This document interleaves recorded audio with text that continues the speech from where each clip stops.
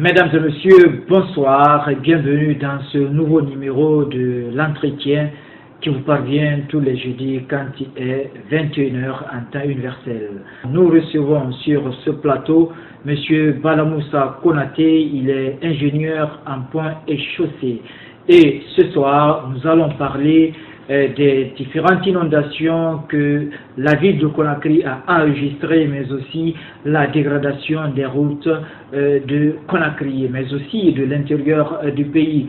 Nous allons parler également le rôle des ingénieurs dans la vie socio-économique de ce pays. Monsieur Balamoussa, bonsoir. Bonsoir, Monsieur Camara. Merci d'avoir accepté notre invitation.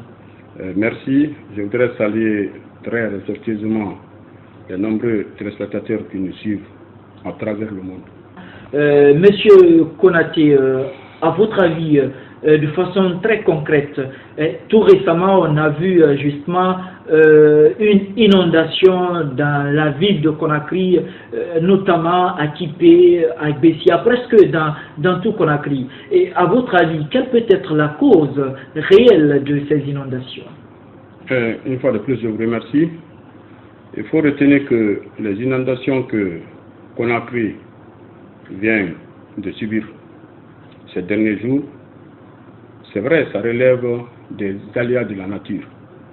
Mais les causes pouvaient être suffisamment, enfin, le dégât pouvait être suffisamment maîtrisé si notre ville était dotée depuis très longtemps d'un système d'assainissement digne de ce nom. Vous savez, Conakry devient de plus en plus une ville moderne, à voir tous ces bâtiments qui pointent, et les constructions routières, tant d'autres infrastructures qui sont en train d'être réalisées. Je crois que la population aussi, avec toutes ses ambitions, est en train de s'accroître. Cela veut dire simplement que les problèmes majeurs qui font d'une ville une ville moderne se posent avec acuité, parmi lesquels il faut effectivement parler d'un système d'assainissement dans le vrai sens du terme. Donc, c'est quelque part le manque d'un système d'assainissement dans le vrai sens du terme. L'assainissement en tant que tel, qu'est-ce que vous voulez, à quoi vous voulez faire allusion? L'assainissement des ordures ou dans quel cadre effectivement? Bon, quand je parle, c'est le technicien qu'il faut voir. Et selon nous, en tant que techniciens, l'assainissement, ce n'est pas ce que vous appelez les ordures, ce n'est pas le ramassage des ordures. Ce sont des travaux en amont. Autrement dit, on peut parler de ramassage des ordures lorsqu'il s'agit de faire l'entretien, n'est-ce pas, des installations sanitaires. C'est dans ce cadre-là qu'on peut effectivement parler des ordures. Mais ce n'est pas en ramassant les ordures que vous appelez que vous avez fait l'assainissement. Justement, l'assainissement, une fois de plus, c'est l'ensemble des opérations techniques qui consistent par voie hydraulique à évacuer tout ce qui s'appelle les eaux usées. Une fois de plus, les eaux usées, on peut les classer jusqu'à 4. D'abord, il y a les eaux pluviales, qui sont saisonnières de façon globale, saison de pluie. Bien qu'en Guinée, et particulièrement à Conakry, le régime hydrique est tel que, même au mois de mars, on peut toujours recevoir des eaux. Alors, il y a ce type d'eau usée qu'il faut traiter avec les règles de l'art. Ensuite, il y a l'autre volet d'eau usée qu'on appelle les eaux vannes ou les eaux noires, c'est-à-dire des eaux qui proviennent de nos WC. Ensuite, vous avez en troisième position les eaux qu'on appelle les eaux ménagères ou les eaux grises. Ce sont des eaux qui proviennent de la buanderie, qui proviennent des salles de bain, qui proviennent effectivement des cuisines. Alors, toutes ces eaux-là, dans les règles de l'art, doivent être traitées, neutralisées à travers des stations d'épuration avant de les mettre, donc de mettre ces effluents-là dans la nature. Alors, techniquement parlant, quand vous voyez Conakry avec tout ce qu'il y a comme urbanisation, vous devez quand même vous poser la question pourquoi jusqu'à présent ces systèmes-là ne sont pas fonctionnels. Quand je vous parle, je parle depuis des décennies. Alors, vous savez que Conakry, de plus en plus, et surtout le centre-ville, devient un pôle d'attraction.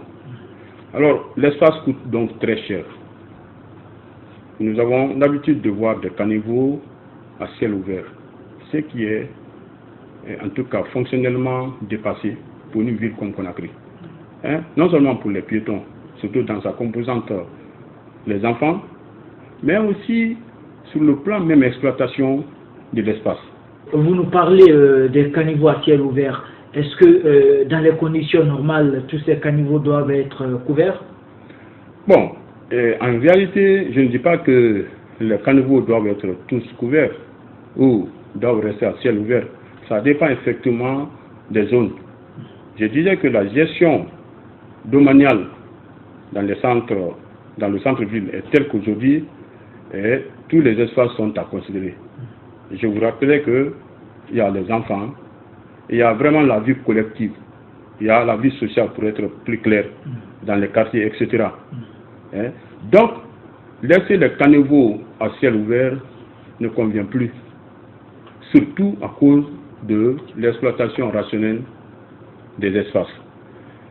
Alors, vous voyez par exemple, au niveau du boulevard du commerce, entre le rond-point du port jusqu'au niveau de la banque centrale, vous constatez déjà que là-bas, il n'y a pas de caniveaux à ciel ouvert.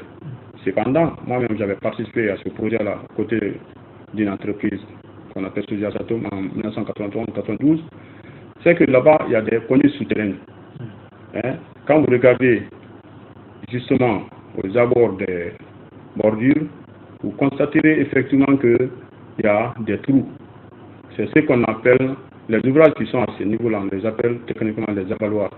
Ce sont, n'est-ce pas, des ouvrages de réception des eaux. Le cas de Kaloum. Oui, et actuellement, ils sont en train de mettre ce système de conduite d'eau à la Kamaï. Certes, je ne suis pas allé voir.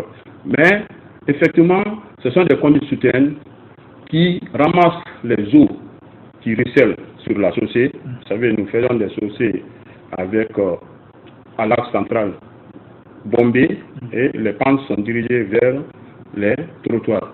Justement, ça permet à l'eau, puisque quand on parle d'assainissement, cette fois-ci on parle du système de gravitation, c'est-à-dire les eaux circulent par leur propre poids et grâce à la pente. Donc ces eaux-là vont se retrouver dans ce qu'on appelle les avaloirs. C'est des ouvrages de réception, comme je disais, de recueillement de ces eaux-là. Une fois que les eaux circulent tout au long des bordures, effectivement, ça tombe dans ces ouvrages-là. Et puis, il y a tout un système de conduite. Je dis bien système parce que c'est important. Il ne s'agit pas seulement de tomber là-dedans. C'est qu'il y a un réseau maillé qui se trouve en profondeur et qui conduit jusqu'au point le plus bas qu'on appelle, cette fois-ci pour le cas de Conakry, la mer, l'océan. Donc, il y a à des endroits bien précis, il y a ce qu'on appelle des regards de visite. C'est-à-dire que lorsqu'il y a des saletés qui tombent dedans, et qu'à une certaine distance, on constate qu'il y a des problèmes, justement, le nettoyage dont on est en train de parler, en ramassant les ordures, consiste pour les techniciens de l'assainissement d'ouvrir les trappes, d'ouvrir les regards là, à travers les trappes, et de rentrer dedans, et puis, soit, parce qu'au niveau de chaque regard, il y a, n'est-ce pas, une certaine profondeur qu'on appelle de décantation qui peut aller jusqu'à 20 cm, ça dépend des cas. C'est-à-dire que les eaux peuvent passer, mais les objets durs comme les ordures là peuvent se maintenir en profondeur. Donc, à des intervalles réguliers, on peut toujours venir visiter quand on constate que, alors, le bassin de décantation qui est fait à l'intérieur du regard là est plein, on fait la cure pour ne pas que ces saletés-là continuent. Bon, en plus, on peut même utiliser des hydrocureurs. Ce sont des machines, du moins des camions citernes qui ont des raccords qui peuvent aller jusqu'à 50, 100 mètres, ça dépend des cas, hein, qui ont des bouts pointus et on fait des jets d'eau pour pouvoir nettoyer à l'intérieur de ces conduites-là. Donc ça, ce sont des mesures très techniques. Pour que ces ouvrages marchent effectivement, il faudrait que, à la surface, que les ordures ne jonchent pas partout. Sinon, ce sont les ordures qui vont plutôt boucher l'entrée de ces avaloirs. Je crois que ce système-là existe dans la commune de Kaloum, du moins par endroit. Il s'agit de les réactiver, de réactiver ces ouvrages-là et même de densifier. Parce que l'espace coûte cher. Est-ce qu'on peut faire ça en haute banlieue? Parce que, vous le savez, lors de ces inondations, la banlieue a beaucoup plus souffert de toutes ces eaux que Conakry a connues. Bon, je vous ai dit que, vous savez, comme j'aime le dire souvent, nous les techniciens, nous sommes faits pour résoudre les problèmes cruciaux surtout que la nature impose aux hommes. Cependant, les hommes veulent se satisfaire à travers la nature. Donc, ce que je dis, c'est une des composantes des solutions. Ce n'est pas dit que c'est comme ça qu'il faut faire partout. On peut même faire des caniveaux à ciel ouvert. Mais pour faire des caniveaux fermés et même des avaloirs, effectivement, en amont, il faudrait que notre politique de nettoyage soit suffisamment renforcée. C'est-à-dire qu'à condition que ce ne sont pas des ordures qui sont traînées par les eaux pluviales. Parce que les conduites souterraines que je parle ne concernent pas seulement que les eaux pluviales, ça concerne aussi les eaux usées des autres bords. Oui, mais la plupart, c'est les eaux pluviales qui provoquent ces inondations. Je suis d'accord avec vous, mais moi je suis en train de vous parler de l'assainissement dans sa globalité. Quand je vous disais qu'il y a 4 composants d'eau usée, la 4e, ce sont les eaux industrielles. Quand même, on ne peut pas parler ça dans les centres-villes, mais ce sont des eaux qu'il faut quand même neutraliser, surtout c'est des produits chimiques, avant effectivement de les mettre dans la nature. Alors, ça c'est le cas des conduites souterraines. Mais globalement, il y a ce qu'on appelle des égouts. Lorsque la quantité de ces eaux-là est assez élevée, surtout pour les eaux pluviales, on peut faire même le système d'égouts. Je suis en train de vous parler pour les parties les plus critiques de la ville où on ne peut plus se permettre de faire des caniveaux à ciel ouvert. C'est le cas que je suis en train de vous dire. Donc, le système des égouts, il y a le système qu'on appelle l'égout unique et unitaire ou tout à l'égout. C'est-à-dire que c'est le genre d'égout qu'on fait souvent dans les grands centres urbains. Et vous, concrètement... Ce sont des conduites, telles que je suis en train là, ce sont des conduites sous forme de buses en béton armé. Vous voyez, quand vous regardez souvent dans les films, dans les grands films américains ou français, vous voyez souvent qu'il y a les rats en souterrain. C'est-à-dire que les rats roulent dans certaines canalisations souterraines. C'est ça qu'on appelle... En forme de tunnel. Tunnel. C'est ça qu'on appelle les égouts. Les dimensions varient maintenant en fonction, effectivement, des caractéristiques hydrauliques. Autrement dit, le calcul hydraulique détermine, bien sûr, la dimension de ces ouvrages-là. Donc, les égouts unitaires ou tout à l'égout consistent à non seulement utiliser les eaux usées de tous bords passent par la même conduite et jusqu'au niveau de la station d'épuration. Arrivé là-bas, eh bien, l'épuration est faite, on peut mettre maintenant à la nature. Monsieur Konaté, parlons maintenant de la dégradation des routes à Conakry, en particulier de façon générale en Guinée. Pourquoi c'est seulement pendant la saison pluvieuse que les habitants s'aperçoivent effectivement de l'état des routes, de l'état de dégradation très avancé des routes à Conakry, mais aussi à l'intérieur du pays? Permettez-moi de répondre à votre question sur l'angle d'un technicien. Alors, vous voyez, on était en train de parler des inondations. C'est une ramification de la même question. C'est que, surtout à Conakry, dont il est question, il y a 2 types d'eau qui nous assaillent. il y a effectivement les eaux qui tombent du ciel, qu'on appelle les eaux pluviales. Nous venons de parler du fait que nous ne faisons pas assez d'efforts pour les drainer. Il y a des caniveaux par-ci, par-là. Mais les caniveaux là ne se communiquent pas.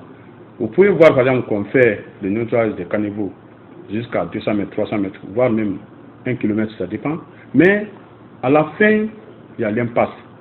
C'est-à-dire que l'exutoire se trouve totalement un point haut par rapport à là où nous avons nettoyé. Alors les eaux vont se retourner. C'est l'éternel recommencement. Ensuite, il faut donc créer ce qu'on appelle le système d'assainissement. C'est quoi en termes de caniveaux? C'est que c'est un réseau maillé. Hein? Les fils d'eau doivent travailler en harmonie. C'est-à-dire que les points bas existent, les points... C'est comme la route.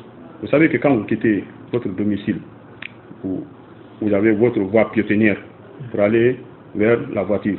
Ensuite, vous prenez les routes du quartier, qui sont relativement plus petites qu'on appelle les routes secondaires. Ensuite, il y a les artères principales jusqu'à chez vous. Est-ce que vous pouvez quitter directement de votre route de quartier et se retrouver dans votre bureau? Non, il faut passer par ça. Mais quand la route est barrée quelque part, il y a l'impasse. En ce moment, c'est la même chose pour les eaux. Ça, ce sont les eaux de ruissellement. En ce qui concerne maintenant les eaux en profondeur, comme je dis à Conakry, il y a trop de pluie. Il faudrait que pour faire les routes, qu'on fasse avant tout dans ce qu'on appelle les données de base techniques avant de monter un projet, qu'il faut accorder une grande importance à ce que j'appelle la géotechnique routière, à ce que j'appelle l'hydrogéologie, c'est-à-dire tenir compte effectivement du comportement de l'eau, même en profondeur. En matière de route, nous mettons les caniveaux. Il faut même mettre les caniveaux à ciel ouvert. C'est ce qui nous arrange beaucoup. Pourquoi? Les caniveaux jouent le rôle de tampon. C'est-à-dire que quand nous faisons le toit au niveau de la route, la chaussée, c'est uniquement pour les eaux pluviales. Pour que, par gravitation, les eaux qui tombent sur la chaussée convergent vers les caniveaux qui sont au niveau de l'extrémité des trottoirs et des accotements. Ça, je parle des caniveaux ouverts. Alors, il s'agit de nettoyer la route des eaux. Vous savez que les eaux constituent non seulement un problème pour la stabilité de la route en termes de résistance, mais surtout aussi pour la circulation.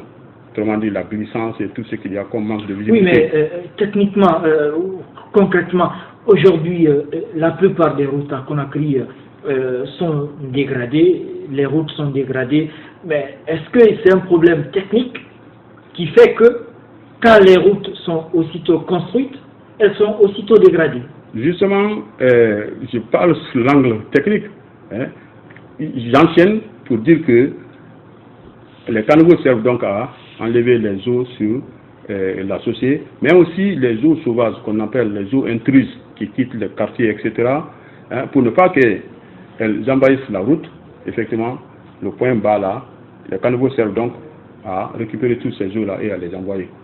Mais quand les eaux qui quittent dans les quartiers sont de nature à ne pas être capables d'être arrêtées rien que par les caniveaux qui sont construits généralement pour des objectifs de route, bien sûr, même si on prend le bassin versant, mais quelque part, il faut un autre système de collecte des eaux dans les grandes maisons, quand surtout le lotissement n'est pas tout à fait normal. Ces eaux-là donc tombent sur des grands espaces non lotis et affluent vers là où elles peuvent aller. Les caniveaux se trouvent jonchés. Quand surtout aussi nous faisons de nos caniveaux des poubelles, pour aller sur le plan route, pourquoi nos routes n'ont pas la santé généralement pendant la saison des pluies? C'est que l'ennemi numéro 1 de la route, c'est l'eau. À ce niveau-là, techniquement, il y a des essais pour pouvoir doter la route, n'est-ce pas, des qualités de sol extrêmement performantes. La nature nous réserve tout ça là. C'est que il y a des essais qu'on appelle la limite d'Atterberg. Il s'agit de déterminer l'indice de plasticité, la limite de plasticité. Je prends un cas de sol relativement bon, en tout cas bon, mais de la plus petite classe. Parce qu'il y a 5 classes de sol, dont 2 qui sont de mauvaise qualité, 3 qui sont bons. Mais je ne vais pas rentrer dans tous les détails à cause du temps. Alors, quand vous prenez par exemple un sol généralement utilisé dans la sous-région qu'on appelle la latérite gravelleuse, vous avez sa granularité, c'est-à-dire la dimension de ces grains, qui varie entre 0 à 20 mm. Et que le pourcentage des fils, c'est-à-dire des grains fins qui passent par le tamis, qu'on appelle 80 microns, c'est-à-dire la dimension de ces tamis-là, c'est 80 microns, ne dépasse pas 10 à 35%. Et que la teneur en eau qu'il faut pour faire le bon compactage varie entre 7 à 12%. Et que le CBR, Californian Bearing Ratio, c'est-à-dire l'indice portant qui permet de déterminer la portance de la route, varie entre 20 jusqu'à 100. Et que la densité, à densité sèche, lorsque vous avez fait votre compactage et que vous avez trouvé que c'est bon, enfin, ça peut être admissible, il faut que la compacité là soit au moins de 95%. Je termine par dire que la densité sèche, je termine par dire que la densité, le poids volumique de ce sol compacté doit varier entre 1,9 à 2,30 tonnes, c'est-à-dire le mètre cube. Vous voyez, je peux vous parler de l'indice de gonflement, je peux vous parler de beaucoup de choses. Est-ce que tout ça c'est pour dire que c'est le mélange que ces ingénieurs sur les routes à Conakry qu'ils ne respectent pas ou bien effectivement, le problème c'est où? Justement, c'est important. Cela veut dire quoi? Ça c'est un volet technique. C'est ce qu'il faut. Entre ce qu'il faut et ce qu'on fait, voilà tout le problème. Pourquoi? Parce que c'est dit dans le cahier de charges. Si l'entreprise n'est pas à la hauteur de faire ce travail-là, si la mission de contrôle n'est pas à la hauteur d'exiger ce type de contraintes, ce que je vous ai dit là, ce n'est pas la meilleure qualité de sol, mais c'est la qualité, c'est l'une des qualités admissibles. Il y a d'autres volets plus importants que ça. Quand vous prenez les CBR, vous prenez l'orniérage, vous voyez que les sols sont très peu déformables. Ça peut aller, comme les concassés de carrière. Tous les sols qui ne sont pas du tout réceptifs à l'eau, tous ces sols-là sont bons. Donc, il y a beaucoup de graves victimes pour éviter que les remontées capillaires se produisent. Les graves non traités qu'on appelle GNT, il y a ce qu'on appelle la lithostabilisation. Tout ça là concourt à rendre le sol mécaniquement très fort, mais toujours il y a des essais qui accompagnent pour tester la route par rapport à son moment le plus difficile d'exercice qu'on appelle la saison des Oui, le Guinéen lambda qui vous suit, par exemple, techniquement, il ne comprendra pas tout cela. Quand nous voyons à l'approche de la saison des pluies, il y a des nids de poules un peu partout sur les routes à Conakry, et nous voyons qu'il y a le badigeonnage justement de toutes ces routes-là, de tous ces points vraiment qui causent des problèmes aux ayants droit. Justement, aujourd'hui, ces routes, une fois que c'est badigeonné, et dès que la saison pluvieuse fait son passage, et nous voyons automatiquement que c'est dégradé. Est-ce que c'est pour dire que ces ingénieurs, n'est-ce pas, font une sorte de raquette au gouvernement et ne font pas bien leur travail? C'est une poudre aux yeux. À vous entendre, on a l'impression que c'est un mouvement corporatiste. C'est-à-dire qu'un bloc uni qui est là et qui fait face à d'autres entités. Non, ce n'est pas ça. Essayez de donner plus d'importance aux bons techniciens. C'est dans ça qu'on peut sortir du trou. Toutes les causes de la dégradation ne relèvent pas seulement que des simples techniciens. Ça dépend des décideurs. Vous savez que la Guinée a une tradition de faire des routes qui sont toujours en éternel recommencement. Vous comprenez? Oui, justement, c'est dû aux techniciens qui travaillent sur le terrain là-bas. On ne comprendra pas, oui, tel technicien il est bien, tel autre il n'est pas bien, mais on verra le technicien en tant que tel. Comment les techniciens sont choisis? C'est sur la base de ce qu'on appelle l'appel d'offres. Ce sont des entreprises qui travaillent. Qui fait le choix de l'entreprise? Sur la base de quoi les entreprises sont choisies? Donc, il faut faire un bon choix d'entreprise. Parce que quand vous dites ingénieur, technicien, c'est un grand mot. Mais est-ce que moi, Balamsa Konaté, qui suis assis devant vous là, j'ai la paternité des routes qui ont marché dans le pays ou bien les routes qui n'ont pas marché? Non.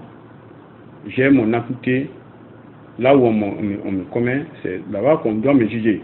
Mais vous savez, quand vous avez dit que les téléspectateurs ne comprennent pas, je vous ai toujours dit que je m'adresse à 3 camps. Je m'adresse aux citoyens lambda. Il faudrait qu'ils fassent de l'effort pour relever leur niveau de compréhension par rapport à tout ce qui est important pour eux. Parce qu'avant tout, c'est leur argent qui est utilisé, c'est le contribuable. Hein? Donc, ils doivent comprendre, ils doivent relever leur niveau de compréhension. Je crois que l'informatique, avec tout ce qu'il y a aujourd'hui comme exploit, chacun fait des efforts pour comprendre. Pourquoi ne pas faire des efforts pour comprendre ce qui est considéré comme le fondement même de la démocratie, c'est-à-dire la base matérielle de la démocratie, ce sont les infrastructures. Hein? Donc, les gens doivent essayer de comprendre. Surtout qu'aujourd'hui, on a beaucoup d'intervenants sur la route qui ne sont pas du métier. Oui, vous, en tant qu'ingénieur, qui ne sont pas du métier. Donc, quand je parle, c'est comme moi une régulation pour permettre à chacun de comprendre. Oui, vous, en tant qu'ingénieur et technicien, que doit faire aujourd'hui concrètement quel rôle les ingénieurs doivent jouer dans le développement de nos routes pour que ces routes-là soient pratiquement rentables pour le pays? Je vous remercie de cette question très importante. C'est que les techniciens ne doivent plus se considérer comme des receveurs d'ordre, rien que des receveurs d'ordre. Je crois que depuis 2 ans, c'est ce travail-là que j'essaie de faire, c'est que nous sommes avant tout des intellectuels. Pour faire une école d'ingénieur, il faut avoir quand même un bagage intellectuel. Donc, nous sommes des agents du développement du pays. Vous savez, quand vous voyez l'importance de la route pour un pays, vous ne pouvez pas imaginer que ceux-là qui sont à la base de ça soient laissés pour compte. Ce n'est pas possible. Et personne ne les laisse pour compte, surtout maintenant en Guinée, où vraiment la liberté, même d'expression, de mouvement, est vraiment consacrée. Tout le monde a la possibilité de proposer quelque chose aux décideurs. Personne ne sera poursuivi parce que tu as dit la vérité. Alors, pourquoi ne pas profiter pour faire suffisamment, laisser son nom dans l'histoire? Nous sommes des agents de l'économie. Cela veut dire que quand nous faisons des routes, nous devons tout faire pour que ces routes-là accompagnent le développement. C'est quoi? Vous savez, en faisant la projection, il y a des routes qu'on appelle les routes de liaison, le trafic de liaison. Souvent, c'est ce qu'on appelle les autoroutes. C'est-à-dire, l'origine et la fin, c'est ça qu'on considère. C'est-à-dire, quand vous quittez d'un point A jusqu'au point B, il n'y a même pas de relation avec les riverains. Ça, c'est pour permettre la fluidité au maximum possible et la rapidité. Ensuite, il y a les routes de transit. C'est-à-dire que l'origine du tracé et la fin du tracé ne sont pas pris en compte, mais par contre, l'intervalle entre les deux là, c'est là-bas où on fait les études. C'est comme la route Kishidou-Guéguidou actuellement. Notre projet ne concerne pas Kishidou Centre. Ça ne concerne pas Guéguidou Centre, mais c'est entre les deux. Alors, en développant ces zones-là, on peut permettre à d'autres investisseurs de venir s'implanter entre les deux pôles. Hein? Ça peut développer la zone. Ça peut attirer les investisseurs à venir dans le cadre du développement socio-économique. Investisseurs nationaux comme étrangers, sur d'autres secteurs encore. Parce qu'au moins, l'une des composantes majeures pour la faisabilité économique consiste à résoudre le problème de désenclavement et même de transport. Il ne faut pas que nous soyons comme des simples marionnettes où, moi on m'a dit seulement de faire la route. Même quand techniquement, économiquement, vous savez que ça ne peut rien faire. Non, nous ne devons plus nous arrêter ça. Nous devons aider. Déjà, celui qui a eu la volonté de dire qu'il faut faire ça, c'est ce qui est très important. Donc, nous devons tout faire à travers notre savoir-faire, d'accompagner cette volonté-là par la matérialisation de la route, mais de faire que cette route-là puisse durer. Maintenant, c'est possible avec les matériaux qu'on utilise, que ces routes-là puissent durer 30 à 40 ans et que la rentabilité soit toujours croissante et que nous vérifions que ça contribue effectivement au développement de la nation. Voilà, donc ça, c'est important. On est pratiquement à la fin de cette émission. Alors, quel est votre mot de la fin pour aujourd'hui? Mon mot de la fin, c'est des mots d'espoir. Plus que jamais, la Guinée a la chance aujourd'hui de dire qu'elle est, une fois de plus, ouverte au monde. Nous avons toute la possibilité aujourd'hui d'être en relation avec les investisseurs étrangers. Nous avons des décideurs qui ont la volonté, effectivement, de doter la Guinée des infrastructures modernes, fiables, nous, techniciens, comportons-nous en sorte que nous puissions accompagner effectivement ces bons décideurs, parce que la chance, elle ne sourit pas toujours. Je vous remercie.